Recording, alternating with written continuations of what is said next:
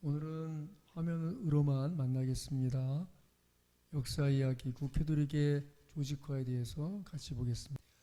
국회도력의 조직화 내용에서 서론, 우리가 지난주에 세요소 중에 2개 보았고요. 오늘은 신조와 교우들 중에서 이레니우스, 터툴리안 보겠습니다. 첫 번째 신조입니다. 첫 신조는 무엇인가 하면 최초의 신조, 최초의 교리, 그것은 너무 단순했습니다. 바로 Jesus is Lord, 예수 그리스도가 주님이시다 하는 것입니다. 2세기 초 신조들이 출현했습니다. 교리가 정리되기 시작했습니다. 거짓 교리와 진정한 교리를 구별하기 위해서, 그리고 또 초신자를 훈련하기 위해서 신조와 교리가 필요했습니다. 2세기의 신앙의 규율 또는 신앙의 상징이라고 불렀습니다. 사도신경이 이제 등장하기 시작하는데 2세기의 신앙의 규율로 시작했고 8세기, 그러니까 800년대 되어서 현재와 같은 언어로 확립되었습니다. 12세기에 공적으로 인정되었죠. 그래서 우리 침례교인들은 신조, 신경, 교의, 교리, 크리드를 좋아하지 않고 고백, 컨페션을 좋아합니다. 예수 그리스도에 대한 신앙 고백이 중요하고 거기에 따른 신앙 생활이 중요하다고 보는 것이죠. 신조 그 교리 중에서 좀 중요한 것은 1648년에 만들어진 웨스트민스터 고백이라는 웨스트민스터 컨페션이 중요합니다. 우리 침례 교인들 베프티스트와 교회론만 다르고 나머지는 같습니다. 1943년 장기의회의 요청에 의해서 잉글랜드 종교개혁을 담당할 범국가적인 교회 총회가 소집되었고, 이에 따라 웨스트민스터 사원에 모인 평민, 젠틀이라고 하는데 개신교인들이 성공의 39개 신조보다 더 적극적으로 종교개혁 정신을 담은 신조의 작성 작업을 하게 됩니다. 이것이 바로 웨스트민스터 신앙 고백입니다. 웨스트민스터는 런던의 그 웨스트민스터 시 안에 빅토리아 거리에 있고 거기에 위치한 성공의 교회당이에요. 흔히들 웨스트민스터 사원이라고 우리 한국에서 얘기하고 있지만, 사원이란 말은 절이나 이슬람 사원에 해당하는 데 용어이지, 그래서 좀 더 정확하게 말한다면 웨스트민스터 대성당 혹은 웨스트민스터 성당이라고 부를 수 있겠습니다. 참고로 영국의 계층 분류를 좀 생각해 볼 텐데, 왜냐하면 아까 웨스트민스터 신앙 고백을 주도한 사람들이 젠틀이라고 했잖아요. 그 젠틀이가 어원이 되는 바로 그것이 바로 젠틀맨의 어원이 젠틀이에요. 계층 분류를 좀 살펴본다면 영국의 16세기부터 18세기 정도의 영국 계층 분류는 젠틀먼, 우리가 흔히 알고 있는 젠틀맨, 요먼, 시민, 노동자로 구분했어요. 그 젠틀먼을 좀 더 구분해서 대귀족과 소귀족, 그렇게 했는데, 우리가 귀족하면은 어떤 한 그 집안을 의미하는 의미로 사용할 수 있다고 생각하기 쉬운데, 영국에서의 귀족은 장남에게만 계승이 돼요. 그래서 장남이 귀족이 되면 나머지 차남 그리고 뭐 삼남 이후 사람들은 그냥 젠틀이라고 귀족 출신인 것뿐이지 귀족은 아닌 것입니다. 그리고 또 이제 뭐 그 외에도 기사가 있었고 스콰이어가 있어요. 우리가 에스콰이어 구두 생각하는데, 에스콰이어는 미국에서는 변호사들을 흔히 서로 지칭할 때 에스콰이어라고 그래요. 스콰이어. 그런데 사실은 그 자신을 스콰이어로 표현할 수 없고, 조금 더 큰 변호사 그룹에 속해 있는 유명하고 저명한 사람들을 지칭할 때 스콰이어라고 하는데, 영국 사람들이 볼 때는 스콰이어는 그렇게 칭호할 수 있는 것이 아니고, 기사나 또 귀족 그 중간에 있었던 사람들로서 표현할 때 스콰이어가 했다고 하더라고요.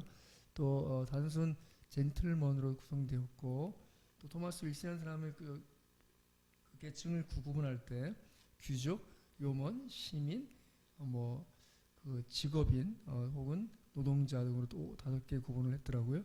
이 튜트 왕조 헨리 8세가 주도한 종교 개혁 당시에 영국의 카톨릭 교회당의 그 수도원 그런 것들 재산을 다 국가가 몰수했어요. 그리고 국유화하고 나서 그것을 이제 싼 값에 매각을 하게 되자 이것을 이제 헐값으로 얻게 되는 사람들이 바로 젠틀이 귀족 출신 사람들이 그것을 차지하게 되죠. 그래서 그들이 또 종교 개혁을 지지했고 그들을 통해서 바로 그렇게 젠틀이들도 성장하게 되는 것이죠. 그리고 이제 그 이후에 이제 그들이 사회 지도층이 되어 나갑니다. 참고로 한번 살펴봤습니다. 신조 계속 보겠습니다. 지금과 같이 거의 지금과 같은 형태의 하도신경이 채택된 것은 여러 차례 교회 회의, 니케아, 또 콘스탄티노플, 에베소, 칼케돈, 니코네칼이라고 하는데 니코네칼 종교회의를 거치면서 매 회의를 통해서 수정되었어요. 그때마다 이단적 교리에 대한 변증적 차원에서 예를 들면 아리우스가 예수님은 영원한 존재가 아니고 아버지와 같은 관계이지만 본질은 아니다. 그러니까 신적 존재는 아니다라고 주장했는데 거기에 대해서 이제 아다나시우스는 예수 그리스도는 바로 하나님이시고 또 본질적으로 하나님 같은 분이다라고. 그래서 이제 그런 영주주의 사상도 또한 이렇게 영향이 있을 때 기독교 신앙을 지켜내기 위해서 그런 신조와 신경들이 만들어진 것이죠. 이런 점에서 이제 이후에 하도신경으로 일컬어진 것은 근본적으로 니케아 신앙에서 출발했다라고 볼 수 있는 것이고 중세 이후에 초신자 교육에 사용되다가 12세기에 서방교회 로마 캐톨릭 교회 공식 신조로 정착되게 됩니다.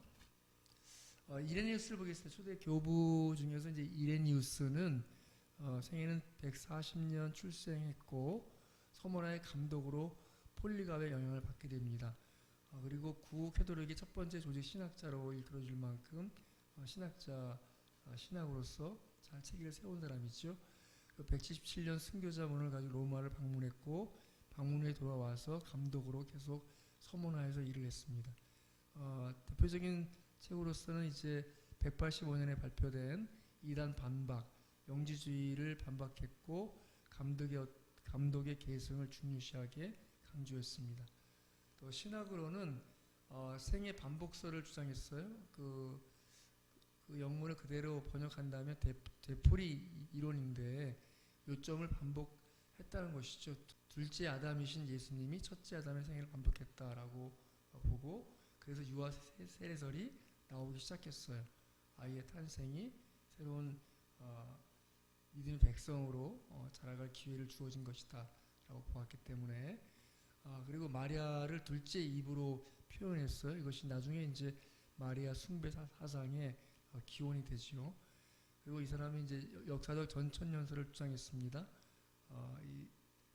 세대주의적 그 종말론을 주장했고 오늘 현대에서는 그 달라스 신학교나 무디 신학교 출신 신학을 공부하신 분들이 세대주의를 신봉합니다.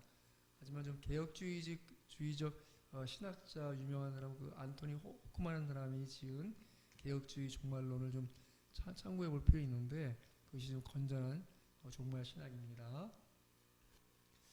터툴리안이 있습니다. 터툴리안 AD 160년부터 220년까지의 사람인데 아프리카에서 나온 첫 대변인, 첫 변증의 신학자예요. 카르타고 이 북아프리카의 그 카르타고 출신이에요. 칼시지라고도 하는데 그 이탈리아 반도와 가장 가까이 있는 그런 북아프리카 도시에서 로마 백부장의 아들로 태어나고 좋은 교육을 받았어요. 히라보와 라틴어를 둘 다 언어를 사용했습니다. 히라보는 헬라어 그리스죠. 라틴어는 그 당시 그 로마 사회에 쓰던 일반 라틴어가 있고 또 이제 귀족 라틴어가 있어요. 근데 어쨌든 로마 제국 전체로는 공용어는 히라버지만 로마 사람들은 라틴어를 사용하다가 이후에 이제 라틴어가 이제 그 사어 죽은 언어가 돼요. 그렇지만 그것이 이제 신학적인 영향이 있어서 이후에 천주교에서는 중요하게 라틴어를 나중에 이제 미사 용어까지 사용하고 라틴어 외에는 이 미사를 드리지 못하게 하지요.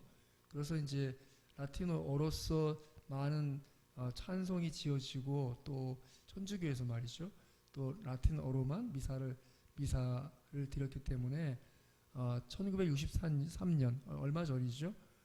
지금부터 한 50년 전에 그때서야 이제 라틴어 미사뿐 아니라 각 자국어로 미사를 드릴 수 있도록 이제 허락하죠. 그때까지는 이게 라틴어가 중요한 언어예요. 근데 그 신학적 제공을 한 사람이 이제 터툴리안이죠. 로마와 그리스 중동을 여행했고 법률을 공부하고 로마에서 법률가로서 일을 했어요. AD 195년에 기독교를 개종하고 순교자들의 영향을 받게 돼요. 그래서 그 사람이 한 유명한 말은 순교자들의 피는 교회의 씨앗이다. 그런 이제 구역주의의 영향을 가지고 나중에 이제 몬타니스트가 돼요. 터툴리안의 그 저작을 보면 두 식의 많은 저작을 하게 되는데 31개 작품이 현존합니다. 라틴어로 기록했어요. 라틴 신학의 아버지라고 불립니다. 신학 용어를 많이 조립했어요. 만들었어요. 예를 들면 삼위일체 같은 것이죠. 트리니티라는 말. 그것은 이제 영어로 보면 three persons, one substance. 그러니까 세 위격과 하나의 본질, 같은 본질이란 말 쓰죠. substance. 이걸 그리고 성내전, 메리트 그런 말들을 만들었어요. 나중에 이제 메리트는 이 성인론에 이제 이 용어가 쓰여요. 그러니까 믿음을 가진 사람들이 믿음을 성실하게 수행했을 때 그들의 업적이 남고 그 남은 업적을 통해서 이제 죄의 사함을 얻을 수 있다 이런 쪽으로 또 이제 발전하는 어떤 기원적 용어가 되죠. 저작으로는 논쟁서가 있어요. 철학은 모든 이단의 근원이다.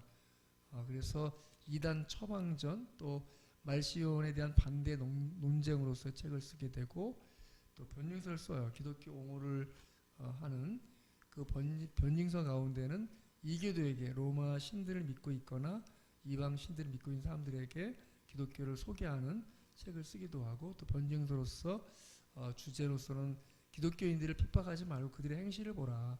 그들의 옳은 행실을 통해서 삶이 얼마나 중요한가를 가르치고 그걸 통해서 증거하는 것을 변증서로 책을 냈죠. 또 금욕주의서 16권을 썼어요. 내용으로는 순교자는 죽음을 피하지 말고 용감히 맞으라. 죽음을 맞이하라는 것이죠. 또 기독교인은 놀이에 참가하지 말라. 재혼과 여성 사치를 정죄했어요. 또 죄와 은혜의 교리, 죄는 부모부터 유전되는 것이다 라고 했고 삼위일체와 로고스 기독론을 정리했어요. 그 그리스도의 선제성, 예수께서 이미 창조 이전에 하나님과 함께 계셨다. 또 그리스도의 영원성, 그분이 영원 이전부터 영원 이후까지 계시는 분이시다. 또 그리스도는 성부 성령과 구별되지만 한 본질이시다. 같은 질적 존재로서 삼위일체를 이루시는 분이라는 것이죠. 자, 다음 주에는 시프리안과 또 알렉산드리 학파를 보겠습니다. 예, 고맙습니다.